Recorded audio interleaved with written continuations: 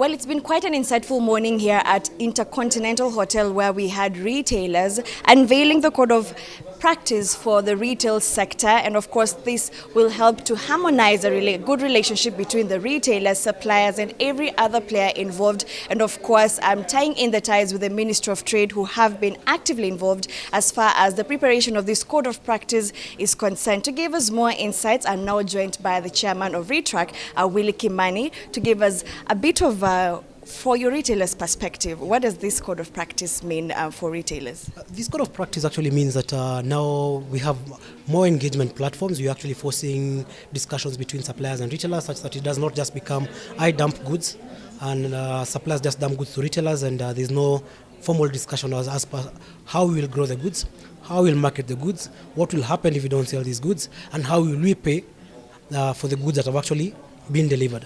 And so in essence, what you're trying to encourage and tell everybody is that from now on we shall actually have a lot of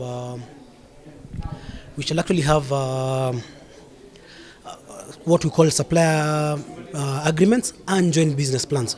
Within the joint business plans, they'll now be able to define that to actually grow retail business, we shall be able to do the following. We shall actually be able to grow goods, grow numbers by, let's say, X%. And for us to do that, we shall actually have this kind of marketing for the same. If we do not sell, then this is how we shall be able to do it. So in essence, this code of practice is just to enforce that particular bit, that respect what you have agreed. So once you have actually an agreement, it's not to say that you have to pay someone in a particular number of days. It's particular to say the days you'll agree, adhere to the same. If you're actually late, make sure you communicate. If there's any dispute, do 1, 2, 3. Yes. It's quite interesting because the suppliers also raise their voice as far as in putting retailers on the spot when you're coming to pay them, and of course the late payments. Will this help to harmonize a good relationship between retailers and suppliers as far as payments is concerned? Essentially, because these are willing seller, willing buyer environment. We have market share. We have competition between retailer and retailer. We also have competition between suppliers and suppliers. So you'll actually find that supplier A wants to sell better than supplier B within my organization or within my retail outfit. So within the same, how the two were also able to, you're also giving them a fair way and a platform of which this is the agreement that I have with you, this is the agreement that I have with the other person. So we are going to see more competition now coming in from the suppliers to the suppliers themselves, and also going to be seeing more of a more harmonized way between retailers, because at least there's very many elements that have not been observed so far. The reason why we have the very main reasons why we have had past dues. One, there was never an agreed supplier agreements. Majority of the retailers never had proper supplier agreements stating that I shall be able to pay A, B, C, D. We shall grow this way. We shall deliver this way. This shall happen to returns. This is actually what we shall actually be able to do for deliveries. Shall it be central? Shall it be direct to the stores and all that? And so this document is going to guide and actually force a discussion between suppliers and retailers. Yeah.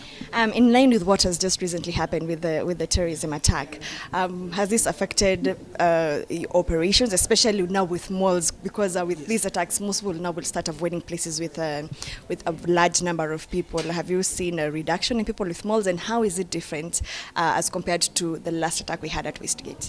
Yeah, this time it's quite fast, because we're actually seeing a lot of resilience. Malls number, the traffic did not reduce as such. One of the key things is that people shopped earlier than in the evening hours, though we could actually see some slight drop in the basket value, meaning people are going in and they're not taking as much time in the, particularly stores that are in malls. But right now, and especially from yesterday evening, you could actually clearly see neighborhood stores are selling better. Malls are actually at least much better. But on Tuesday, some malls had to close early. Yesterday, at least, luckily only one which had closed slightly early, but otherwise, all malls are now back in play. Most supermarkets are actually buzzing, and we thank government because they've been able to provide, especially civilian police, because you also don't want to put in like it's a military environment. So you'll actually see a lot of civilian police, and we have actually worked quite closely with PS Trade to ensure that this is actually happening. So this to encourage the public that indeed malls are now secure, supermarkets actually secure. Take your time. It's very encouraging to today in the morning. We had breakfast in a mall, and you could see at least very few tables were empty, meaning people are now coming back to the malls, and there's that security. What is actually to say is that apart from that, we have the anti-terror unit that has actually been trying to train our members, and we have actually had drills together. They actually provide this for free, and at least most of our members can actually attest that they train the staff such that our staff can be able to tell guys this is the quickest evacuation method. Above that, as an organization, we're actually saying if we're able to at least arm some of the guards responsibly, we shall actually be able to see a reduction of some of, at least the intensity of some of these happenings. Lastly, even as we look into to implementing the trade, we're trying to do a trade law, and we've seen the entrance of international supermarkets coming in. As from your representatives, do you feel there's need for regulation to protect the local retailers? This is a free market. It's all about market share. At the end of the day, it's all about the customer. It's about the customer deciding where he wants to shop. Even if it's going to be only one multinational shop that is there and they all decide to go there, then whatever we will have done will have actually just been. So it's all about local retailers upping their game. We have actually seen even the key retailers who have actually come in, they're trying to adapt slightly more from how they actually do their norm. So most retailers are actually upping their game.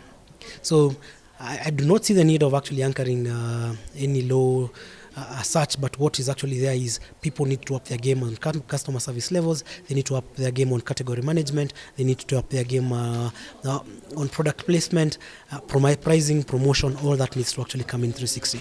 Because within the same, if you are to protect the local retailers, which local retailer will you protect against the other one? Yeah, so you're encouraging competition. Yes. Thank you so much, Willy Kimani, for speaking to us. We're speaking to Willy Kimani, who is the chair of RETRAC. And of course, this morning we saw the launch of the Code of Practice for retailers. And a lot has been said as far as ensuring there is a harmonized relationship between retailers, suppliers, government, and everyone else who's involved in the retail sector. Also, they're quite optimistic that despite what has happened the couple of days, they're optimistic that things will go smoothly and business will be as usual, especially keeping in mind that most supermarkets are located in malls where the last attack also happened in a mall. And of course, they're optimistic that things will go back to normal and traffic will still continue. And of course, encouraging their customers that security has been put in place and it's safe to simply go and shop. Back to in studio.